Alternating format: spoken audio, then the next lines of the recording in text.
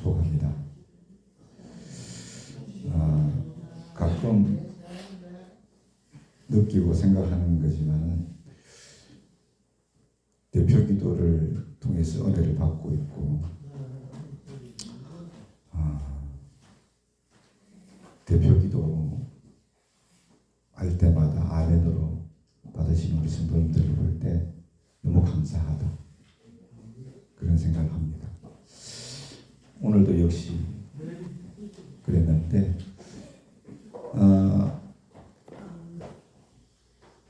다 아멘으로 그 내용들을 받았기 때문에 제 설교가 필요 없을 것 같아요. 그대로만 하면은 한 주간도 정말 은혜스럽고 복되게 하나님 영광을 위해서 살아가실 수 있겠다 그런 생각을 합니다. 그럼 제가 축도하고 마치도록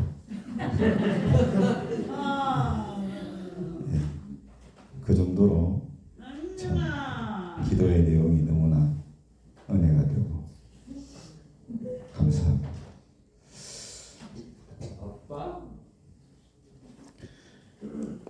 예배의 분위기가 좀 산만하다 할지라도 저는 하나님 말씀 전하는 데 집중하기를 원하고 우리 성도님들은 하나님 말씀 듣는데 집중하시기를 원합니다. 누가복음 5장 1절로 7절 본문으로 실패와 인생 역전 이와 같은 제목으로 하나님 말씀을 전가하도록 하겠습니다. 본문의 내용이지요. 어느 날 게네사렛 호숫가에서 어부들이 그물을 씻고 있었습니다. 그런데 그들은 만선을 기대하고 힘쓰고 애쓰고 정말 최선을 다해서 밤이 새도록 고기를 잡으려고 그물질을 수없이 했습니다마는 한 마리의 고기도 잡지를 못하고 천근만근 된 몸으로서 돌아와 가지고 정말 힘겹게 그물을 씻고 있었어요. 그들 중 누구도 그 실패의 자리에 앉을 것이라고는 상상을 하지 못했을 것이기 때문에 그들은 모두가 지쳐 있었고 정말 큰 절망 가운데 있었을 것이 분명하다 그렇게 생각이 되어집니다.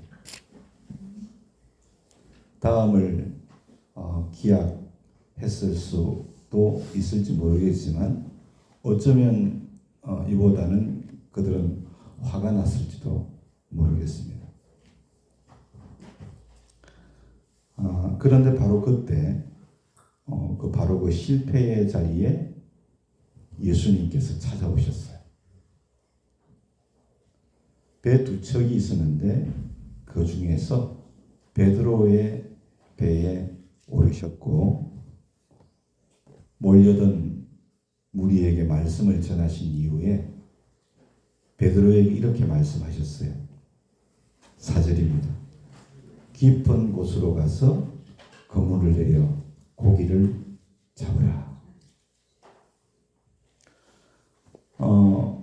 예수님께서는 실패한 그 어부들에게 베드로에게 그 말씀으로 다시 한 번의 기회, 인생 역전의 기회를 주신 줄로 믿습니다. 그러나 여러분, 베드로는 깊은 곳으로 가서 그물을 내려서 고기를 잡으라고 하시 그 예수님의 말씀을 들었을 때 도저히 이해할 수 없지 않았을까 그런 생각을 하게 됩니다. 왜냐하면 그때는 고기를 잡을 때가 아닙니다. 한낮이었어요. 대낮이었어요. 밤에 고기가 나오고 밤에 고기를 잡는 건데 대낮인데 깊은 데로 가서 고기를 잡으라고 하니, 여러분 아시다시피 베드로는 게네사렛 호수 주변 마을에서 태어났습니다. 누구보다도 그 호수를 잘 알고 있고 그의 직업은 또한 어부였지요. 평생 어부로 살아온 그의 상식으로는 말이 안 됩니다.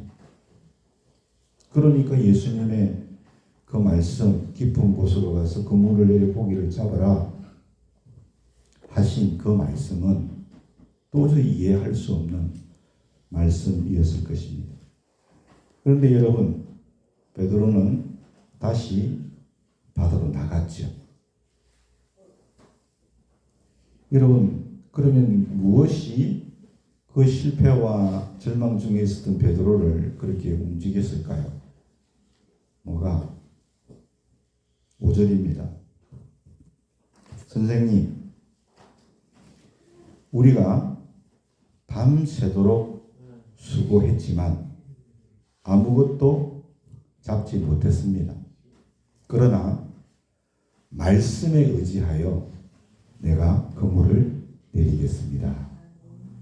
그렇게 말하고 있습니다. 사랑하는 여러분,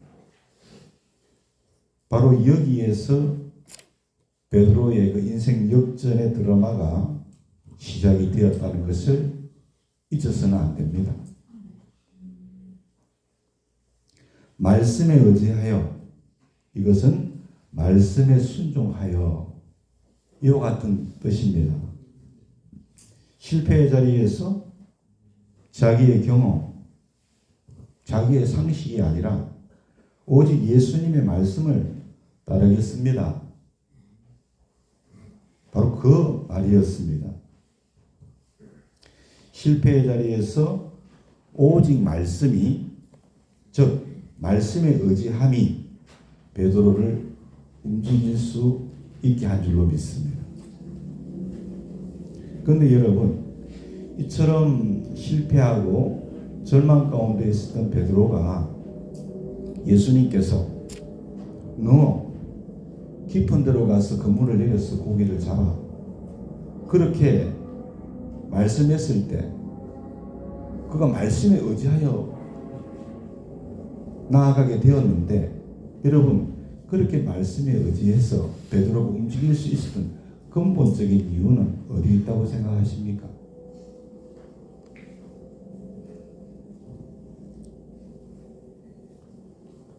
예수님으로부터 말씀의 가르침을 받았기 때문에, 예수님으로부터 말씀의 가르침을 받았을 때 깊은 데로 가서 그물을 내리라, 그래서 고기를 잡으라 하신 그 말씀이 경험과 상식에 벗어나도 그를 움직이게 한 줄로 믿습니다. 1절과 4절입니다. 무리가 몰려와서 하나님의 말씀을 들을새. 많은 무리들이 하나님의 말씀을 듣기 위하여 모였습니다. 3절. 예수께서 한 배에 오르시니 그 배는 시몬의 배라. 육지에서 조금 떼기를 청하시고 앉아서 배에서 무리를 가르치시더니, 말씀으로 모인 무리들을 가르치셨지요. 4절. 말씀을 마치시고 시몬에게 이르시되 깊은 데로 가서 그물을 내려 고기를 잡으라 말씀하셨어요. 주님께서 베드로에게, 실패한 그에게 깊은 데로 가서 그물을 내려 고기를 잡으라 하시기 전에 말씀의 가르침이 선행되었습니다. 그랬을 때 그 주님의 명령에 순종할 수 있었는 줄로 믿습니다. 예수님의 말씀의 가르침이 무엇이었을까? 구체적으로 나와 있지 않지만 짐작해 볼 수 있는 것은 실패한 베드로를 그 말씀에 순종할 수 있게 한 메시지가 아니었을까? 아마도 하나님은 전능하시고 그의 백성된 이들은 믿음과 순종의 삶을 살아야 한다. 그럴 때 하나님의 놀라운 역사가 일어날 수 있다라고 하는 메시지가 아니었을까. 그런 생각을 해봅니다. 그 주님의 말씀의 가르침을 받았을 때 주님의 그 명령에 베드로는 반응할 수 있었는 줄로 믿습니다. 사랑하는 여러분, 오늘 이 예배당에 왜 나오셨습니까?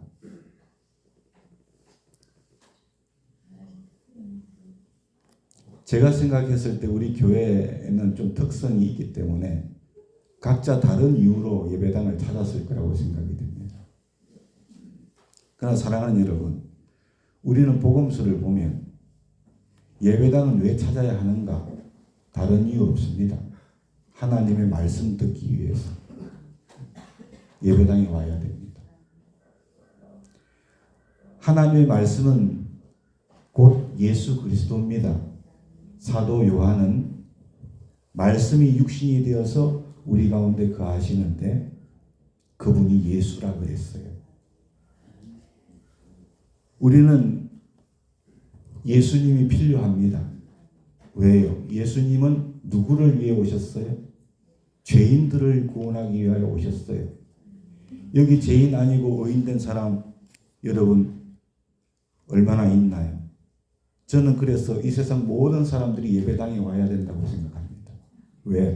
모두 다 죄인이기 때문에. 우리에게는 그리스도 예수가 필요합니다.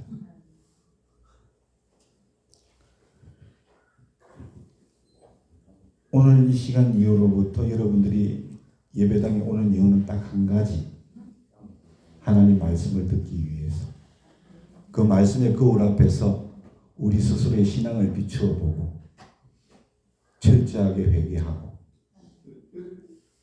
주님 닮아가는 그런 귀한 시간으로 사모해야 될 줄로 믿으시기 바랍니다. 사랑하는 여러분, 누구도 실패를 원하지 않지만 누구도 하고 있는 그 일에 있어서 그래서 힘을 다하고 열정을 다해서 최선의 노력을 합니다. 성공하기를 원합니다. 그러나 때로는 우리도 실패의 자리에 앉을 때가 있죠. 어떤 사람은 학업에 실패합니다. 어떤 사람은 사업에 실패합니다. 어떤 사람은 결혼에 실패합니다. 어떤 사람은 건강에 실패합니다.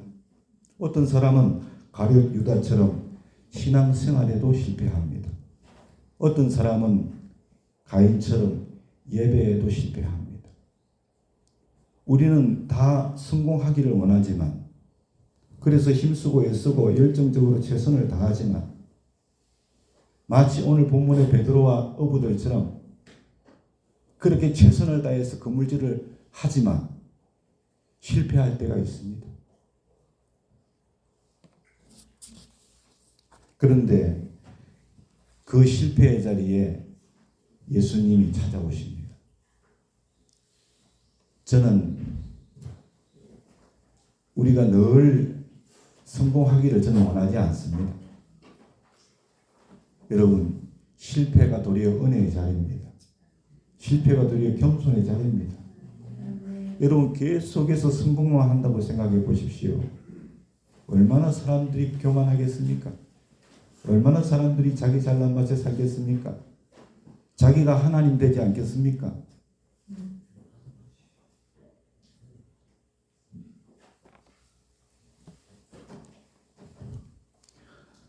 어느 장로교 목사님이 설교를 하시는데 사역을 한 40년 가까이 하시고 지금 은퇴를 하신 분이에요. 그분이 2003년도인가 암 선고를 받으셨대요. 그래서 3년 동안 투병을 하셨는데 건강검진을 받으시고 결과를 집에서 전화로 받으셨답니다. 병원에서 전화가 왔는데 암이라고 하더래요. 그래서 그 목사님이 그 병원 직원 통화할 때 그냥 이렇게 말이 나왔답니다. 하나님 감사합니다. 암병이 걸렸는데 그렇게 소식을 받았는데 하나님 감사합니다. 왜 하나님 앞에 감사했는가? 하나님이 나에게 나는 한낱 인생일 뿐이라는 것을 일깨워 주시는구나. 하나님 없이는 내가 절대로 살아갈 수 없다는 사실을 깨닫게 해주시는구나. 그 암병이 아니었다면 자기는 그런 은혜를 받지를 못했을 거라는 겁니다. 인생의 한계를 경험하게 하셨다는 겁니다. 근데 지금도 그분은 건강한 모습으로 살아계셔서 유튜브로 사역을 잘하고 계십니다. 그 내용의 말씀을 제가 최근에 들었습니다. 사랑하는 여러분, 실패가 저주가 아닙니다. 그 실패를 통한 하나님의 놀라운 계획과 섭리가 있습니다. 그 실패의 자리에 누가 찾아오셨습니까? 예수께서 찾아오셨습니다. 그리고 말씀하십니다. 깊은 데로 가서 그물을 내려 고기를 잡아라. 결코 우리의 경험과 상식으로는 이해할 수 없는 요구를 하십니다. 왜 그렇게 주님께서 그런 요구를 하실까요? 이제는 너희의 생각과 상식과 경험 다 모두 내려놓고 전능하신 하나님만 바라봐야 돼. 할렐루야. 문제 가운데서 말씀 안에서 해답을 찾아라. 그리고 살아계신 하나님을 인격적으로 만나는 경험이 너에게 필요해. 너는 인생일 뿐이고 너가 믿는 하나님은 전능한 하나님이야. 이 사실을 깨닫게 하셔서 남은 인생을 전적으로 하나님 의지하며 살아가게 하시려고 우리 주님께서 그러한 실패를 경험하게 하신다는 거예요. 그러므로 여러분 어떤 인생의 실패를 경험하든 그 실패를 통해서 사람들이 어떤 말을 하고 어떤 손가락질을 하든 여러분 거기에 흔들리지 마십시오. 있습니까?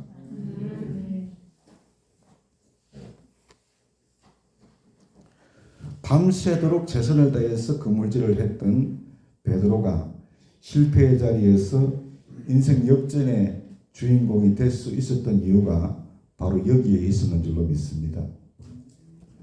실패의 자리에서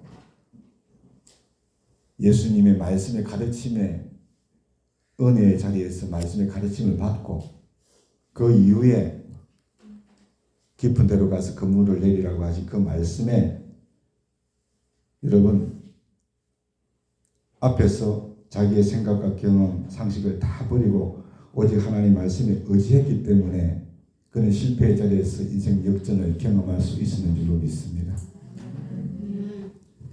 여러분 말씀에 의지한다는 것은 앞에서 말씀드린 대로 0.1도 의심하지 않고 하나님 말씀 100% 순종하는 겁니다. 베드로는 하나님 말씀에 의지해서 정말 한치의 망설임 없이 깊은 곳으로 갔습니다.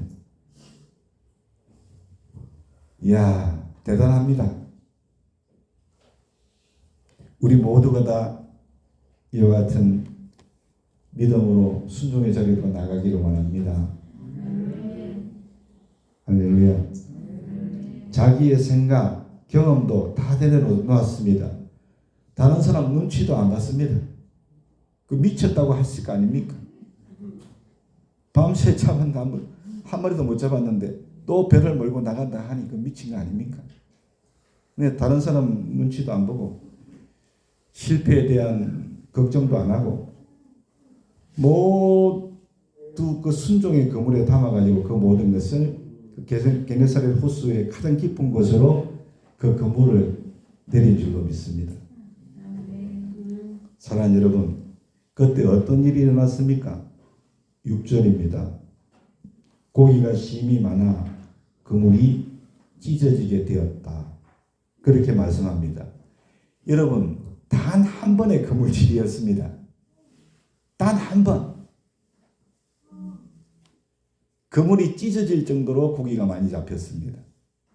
2배에 가득 채워질 정도가 되었습니다. 할렐루야. 예수님께서 기적을 만드시는 분입니다. 우리가 뭘 하는 게 아닙니다. 우리가 하는 것은 단지 말씀을 의지하여 그물을 내리는 거죠. 나머지 일은 우리 주님이 하시는 겁니다. 예수님께서 일하셨어요. 그런데 여러분, 그렇게 많은 물고기를 단 한 번에 그물질을 해서 베드로가 고기를 잡았을 때 예수님 앞에 엎드렸습니다.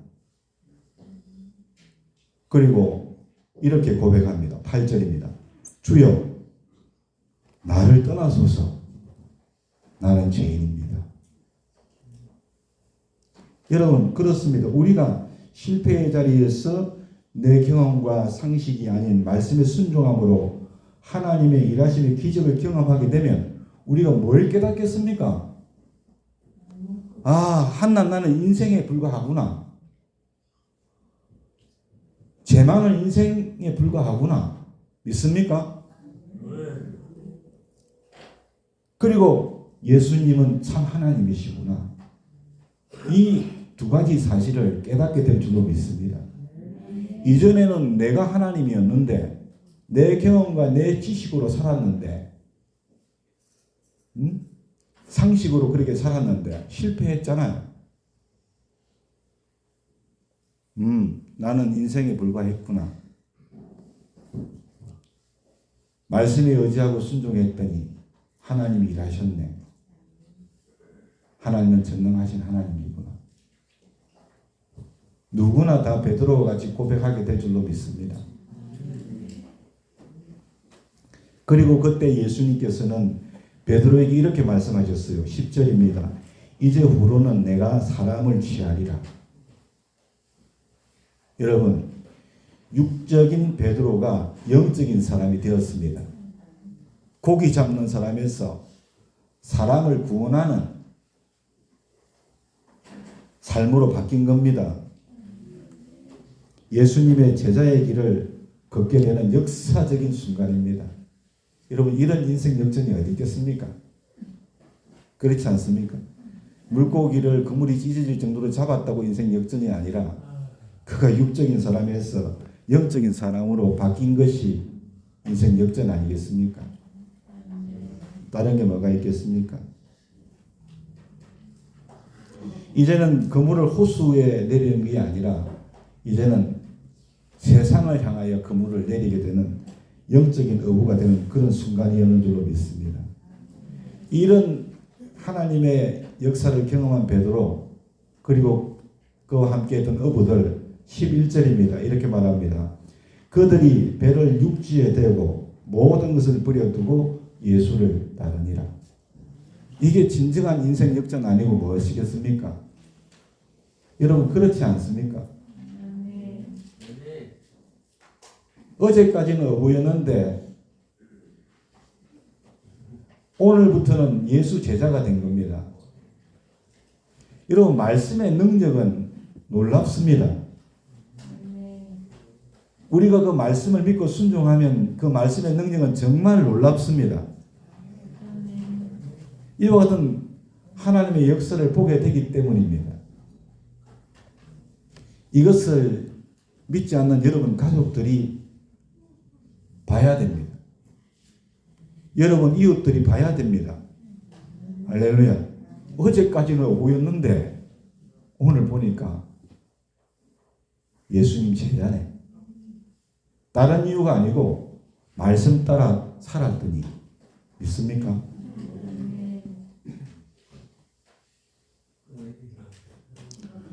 제가 최근에 두 분으로부터 얘기 들은 게 있습니다. 한 분은 여자분이었는데 제일 오랜만에 만났습니다. 아니 목사님 살이 많이 빠지셨네요. 그러더라고요. 그러면서 어디 몸이 좀 안 좋으셨습니까? 그래요. 그래서 제가 몸이 좀 안 좋았는데 지금 많이 회복되고 있습니다. 그랬더니 저한테 목사님 아프시면 안 됩니다. 그 말이 참 또 힘이 되더라고요. 예, 그분은 하나님 믿는 분은 아니지만은, 예, 몸이 많이, 좀 몸무게가 많이 줄은 것 같다. 살이 많이 빠진 것 같다. 또, 우리 이용자분들, 작품 전시회 갔더니, 그 미술학원 원장님이 저를 보시고 또, 원장님, 살이 많이 빠진 것 같다. 그래요. 오랜만에 또 그분들 만났거든요. 그분들 참 정확하게 봤습니다. 살이 많이 빠졌어요. 네. 제가 여자분들이 좀 계신데 여자분들 아마 제 몸무게를 몇 킬로인가 들으면 나 부럽다 막 이런 생각이 들 정도로 제가 지금 몸무게가 55kg입니다. 이 사람들 좀 부럽습니까? 여러분 한 54kg 나가면 부럽습니까? 53kg인가요? 55kg. 뭐 조금 조절하면 54kg 이렇게 나가요. 그러면 이전에는 몇 킬로 했느냐? 많이 나갔어요. 좀 죄송한데 63kg 나갔어요. 그러니까 많이 빠졌죠. 다른 의미가 아니라 우리가 신앙적으로 변화된 걸 다른 사람들이 알아야 됩니다. 믿습니까? 어제까지는 어부였는데 오늘 보니 제자네. 믿습니까? 그렇게 많이 달라졌습니다. 변화되었네요. 그런 긍정적인 얘기들을 들어야 안 되겠습니까? 왜 한국교회가 지탄을 받습니까? 손가락질을 당합니까? 말씀이 없어 그렇습니다. 말씀대로 안 살아서 그렇죠. 다른 거 없잖아요. 오늘 주제에서 조금 벗어난 말씀일 수도 있지만 말씀이 오늘 중요한 메시지의 핵심이 되기 때문에 드렸습니다. 그 어부들이 11절에 배를 육지에 대놓고 모든 것을 다 버리고 예수 제자가 됐습니다. 예수님 제자. 얼마나 이게 여러분 놀라운 변화입니까? 이게 있을 수 있는 일입니까? 그런데 있을 수 있는 일입니다. 있습니까? 오늘 우리도 어떤 일이든 열정적으로 최선을 다했지만 실패의 자리에서 절망할 수 있습니다. 여러분 마음에 뭐가 절망적입니까? 생각만 해도 마음 아프고 가슴 시리고 뭐가 있습니까? 예수님께서 그 자리에 찾아오십니다. 믿으십니까? 그리고 말씀하십니다. 그러면 그렇게 말씀하신다면 오늘 여러분 베드로처럼 여러분 경험과 상식과 세상의 가치를 다 버리고 말씀에 의지하십시오. 아멘. 그리고 이 세상 바다에 여러분이 그 순종의 그물을 내려놔야 될 줄로 믿습니다. 복음의 그물을 던져야 됩니다. 예수님의 말씀 앞에서 우리의 경험과 지식이 말하는 그런 불가능이 아니라 하나님의 말씀이 약속하는 가능을 우리가 선택할 수 있기를 소원합니다. 그럴 때 우리의 실패한 인생도 베드로가 경험했던 기적이 일어나는 역사가 반드시 있을 줄 확신합니다. 하나님은 오늘 우리의 실패와 좌절의 자리에 찾아오셔서 말씀으로 다시 한번 순종할 수 있는 기회, 인생 역전의 기회, 삶의 방향이 완전히 바뀌는 역사, 그것을 주시기를 원하시는 줄로 믿습니다. 무엇이 여러분을 실망되게 합니까? 하나님의 말씀을 들으십시오. 그리고 하나님 그렇게 한번 해보겠습니다. 믿습니까? 네. 하나님이 일하실 줄로 믿습니다.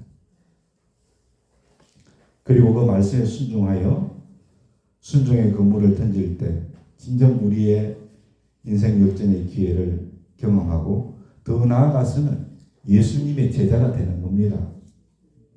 여러분, 큰 사람이 먼저 다가가는 거 아니겠습니까? 관계에 있어서도. 여러분, 통 크게 사세요. 어제 저 식사 자리에 장로님도 계셨는데, 장로님이라고 해서 꼭 뒤에 계신 장로님은 아닙니다. 길 수도 있고 아닐 수도 있습니다. 여러분, 그분이 식사 다 끝나고 물을 컵에 따라 생수를 가져와서 따라 주셨어요. 제 생각에 제가 그렇게 해야 되는데 휠체어를 타고 있으니 장로님이 그 역할을 하시는 거예요. 그러면서 제 생각에 든 것이 이런 분이 진짜 큰 자지. 큰 자는 섬기는 자 아닙니까? 대접 받으려고 앉아 있으면 그게 큰 자입니까? 아니잖아요. 그렇죠? 우리 예수 제자가 다 되기를 원합니다. 진짜 예수 믿는 사람. 할렐루야. 내가 뭔가 된 것처럼 해가지고 높은 자리는 앉으려고 그러고 그거 무슨 제자입니까? 껍데기지요. 저는요, 업에서 오면 우리 시설로 들어오는, 교회로 들어오는 그 새길 있잖아요. 거기 보면 가스집이 있어요. 우리 가스라고. 그 집 담벼락에 뭐가 붙어 있는지 아십니까? 화토 광자가 하나 붙어 있습니다. 거기 무슨 닭 모양의 광자 같아요. 맞아요. 가끔 지나다니는 못 봤는데 엊그제 보니까 붙어 있더라고. 그 광이. 왜 저런 게 붙어 있나 해도 같이 타고 가던 분이 사업하는 분들은 저런 걸 붙여놓으면 많이 벌 수 있다고. 사랑하는 여러분, 예수 제자 되는 것이 진정한 복입니다. 죽어가는 영혼을 주님께로 인도하는 것, 예수 제자의 역할 아닙니까? 여러분, 이 시대의 인생 역전의 주인공들 되십시오. 여러분의 가정에서 되시기 바랍니다. 여러분의 일터에서 그렇게 되기를 바랍니다. 교회에서. 왜인 줄 아세요? 여러분, 오늘 그 대표 기도에도 그 내용이 나왔습니다만 우리는 언젠가 하나님 앞에 설 거예요. 그렇죠? 그날이 자꾸만 다가오고 있어요. 그때 우리가 어떤 모습으로 서야 되겠습니까? 진정 예수 제자의 모습으로 서야 안 되겠습니까? 그렇지 않습니까? 그럴 때 부끄러움 당하지 아니하고 할렐루야 예수님 앞에 나아갈 수 있지 않겠나요? 그래서 예수 제자의 삶이 우리에게 중요한 겁니다. 결국은 사도 바울이 뭐라고 했습니까? 내가 믿음 지키고 달려가기를 더 달려가고 선한 싸움을 마쳤으니 이제 후로는 나를 위하여 의의 면류관이 예비되어 있다. 믿습니까? 그게 우리의 축복입니다. 그것이. 그래서 오늘 저와 여러분, 지금까지 제가 인생 실패에 대해서 몇 가지를 말씀드렸지만 여러분 혹시라도 나는 성공했어 이런 분이 계실 수 있나요? 주님 보셨을 때 그 실패일 수 있습니다. 있습니까? 여러분 그걸 깨달으려면 어떻게 해야 되느냐? 말씀의 거울 앞에 서셔야 됩니다. 하나님의 말씀은 우리의 심령과 골수를 찌르고 쪼개고 남는 역사가 있게 하는 줄로 믿습니다. 우리를 늘 새롭게 하는 겁니다. 하나님의 말씀이. 그래서 여러분들이 아침에 눈을 뜨면 기도하고 말씀을 보십시오. 그럼 여러분의 생각이 바뀝니다. 여러분의 하루의 삶이 바뀌는 겁니다. 예수 제자의 삶으로. 있습니까? 그러면 오늘 하나님의 기적을 보는 것이지요. 한 번 그물질을 했는데 찢어질 정도로 잡히는 역사가 있다라고 하는 겁니다. 제 간증 얘기를 하면 또 식상할 것 같고 시간이 또 많이 가면 짜증낼 것 같으니까 오늘 여기서 이만 줄이고 말씀대로 한 주간 승리하실 수 있기를 예수님 이름으로 축원합니다.